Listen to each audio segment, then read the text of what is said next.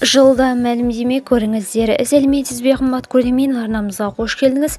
Әлемде және Қазақстанда болып жатырған соңғы жаңалықтарды алғашқы қатарынан біліңіз кезде арнамызға жазылыңыз, лайк басуды ұмытпаңыз. Қазақстанда суытылған газ экспорттауға салынған тыйым ұзартылды. Қазақстанда 6 ай мерзімге суытылған мұнай газын автомобиль және темір жол көлігімен әкетуге салынған тыйым ұзартылды. Мұндай шешім премьер-министрдің орынбасары, ұлттық экономика министрі Серік Жұманғариннің төрағалығымен өткен сыртқы сауда мәселелері жөніндегі ведомствоаралық комиссияның отырысында қабылданды. Үкімет мәліметінше, бұл шара ішкі сұранысты қамтамасыз етуге және бағаның тұрақтылығын сақтауға бағытталған. Билік өкілдері шешімнің автокөліктердің суытылған газды отын ретінде пайдалану санының артуы және оның жоғарылауы әлеуметтік маңыздылығымен байланысты екенін атап өтті. Видеомыз кеңінен таралу үшін лайк басып жақындарыңызға таратуды ұмытпаңыз. Бізді бақылауды жалғастырыңыз.